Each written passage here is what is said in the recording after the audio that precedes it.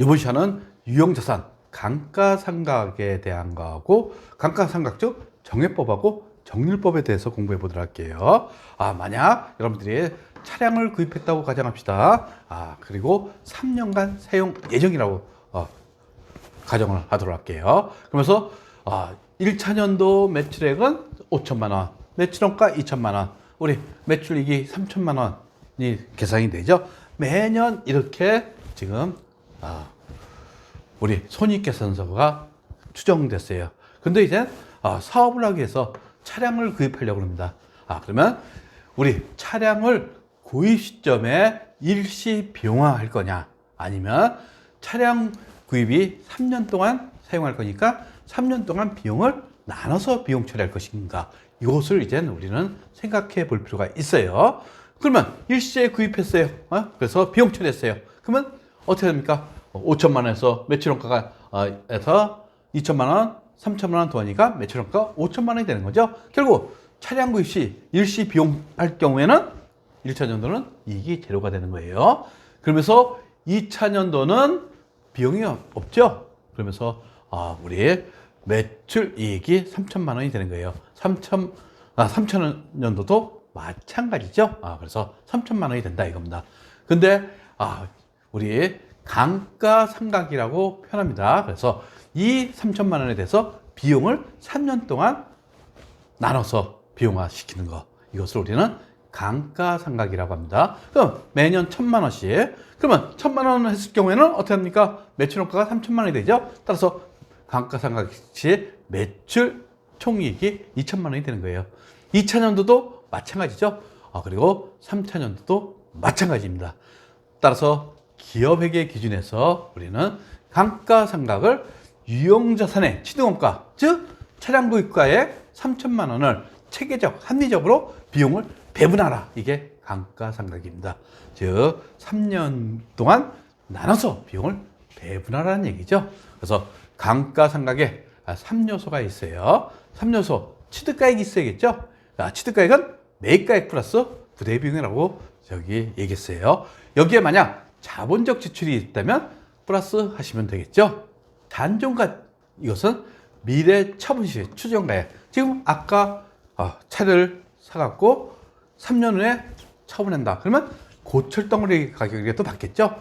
그것을 차감한 상태에서 우리는 감가상각을 해야겠죠. 그리고 추정 내용연수, 여기서 추정입니다. 즉 영업활동 기간에 사용할 것으로 생각되는 기간을 의미하는 거예요. 따라서 물리적 내용연수가 아니라 경제적 내용연수라고 표현합니다. 결국 그 자산을 수익 획득할 때 사용할 수 있는 기대 기간을 의미하는 거죠.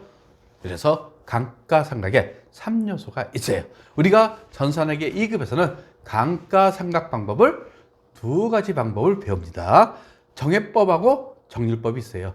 정해법은 매년 일정하게 말 그대로 정해액으로 감가상각하겠다는 겁니다. 즉 감가상각비는 취득가액에서 잔존가치를 뺍니다. 이것을 우리는 감가상각 대상금액이라고 해요. 결국 아까 3천만 원에서 만약 취득가 잔존가치가 제로다 그러면 3천만 원이 감가상각 대상금액이 되는 거예요.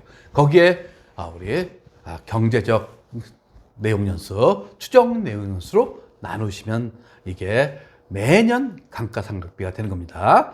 근데 정률법은 감가상각비에서 장부가액법이라고 합니다. 즉 취득가액에서 기초 감가상각 누계를 차감한 상태에서 상각률을 곱하게 돼 있어요. 정률법은 그래서 이것은 장부가액법이라고도 표현합니다. 그러면 감가상각 방법 한번 해보도록 할게요. 정해법, 취득가액이 100만 원, 잔존가치가 10만 원, 내용연수가 3년으로 가정하시면 감가상각비는 100만 원에서 10만 원 차감한 게 감가상각 대상금액이랬죠. 나누기 3년 하면 매년 30만 원씩 감가상각하게 돼 있다는 거.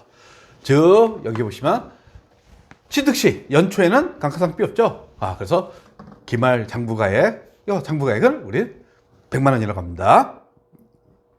근데 1차 년도 취득 연도죠. 30만 원을 감가상각했어요. 그러면 감가상각 누계액이라는 표현이 있어요. 즉 감가상각비를 매년 합친 금액을 누계액이라고 합니다. 누계액을 하시면 30만 원인 거죠. 1차년도에. 그러면 기말장부가액은 취득가액이 얼마입니까? 100만 원에서 30만 원 차감한 70만 원이 장부가액이 되는 거예요. 장부가액.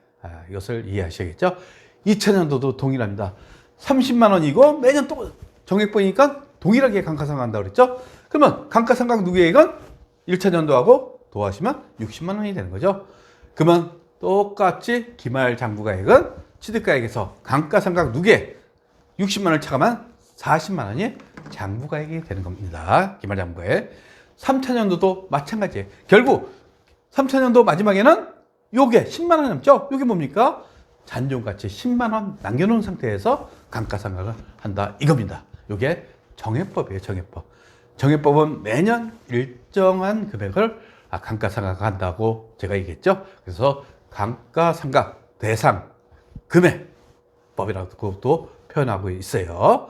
그리고 정률법은 상각률을 줍니다. 거기에 교재, 상각률, 루트 있죠? 이것은 여러분들이 외울 필요가 없어요. 그냥 우리 시험에서는 상각률을 줍니다. 상각률 만약 53.6%다 이렇게 줬어요.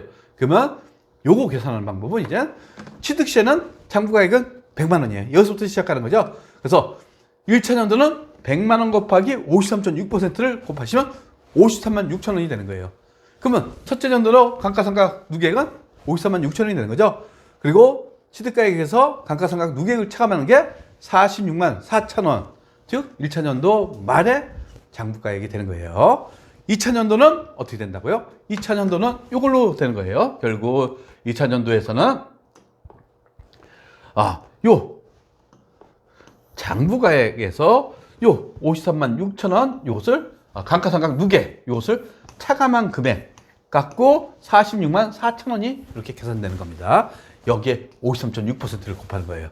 그러면 248704죠? 요거하고 536 000 더하면 784704가 요게 우리 감가상각 누계액이죠. 그래서 100만 원에서 784704를 빼면 우리 2차년도 기말 장부가액은 215,296원이 되는 겁니다.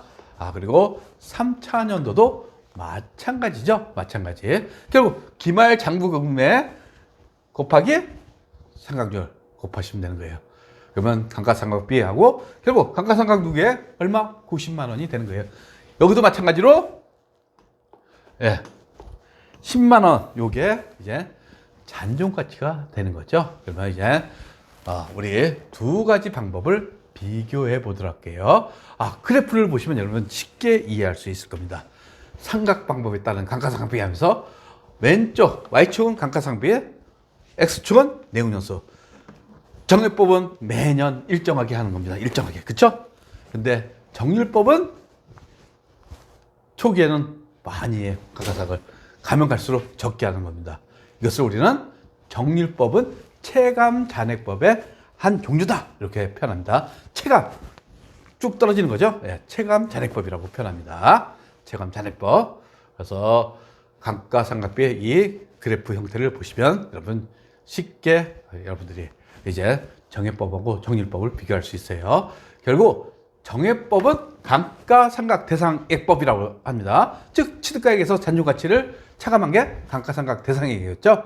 정률법은 장부가액법이라고 했어요. 취득가액에서 감가상각 누계액, 감가상각 누계액이 기초입니다. 기초 감가상각 누계액 곱하기 상각률이 되는 겁니다.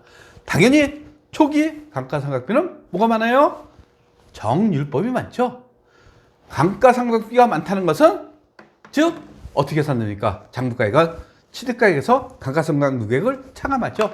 그러니까 우리 초기 장부가액은 정액법이 더 크고 우리 정률법이 작습니다.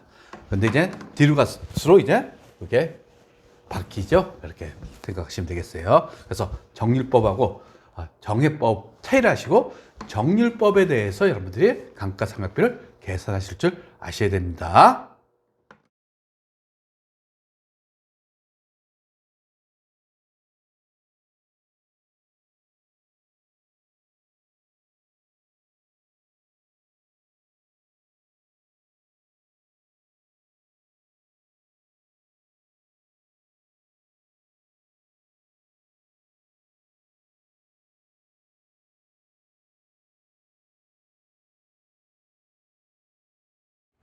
구독과 좋아요는 우리에게 큰 힘이 됩니다.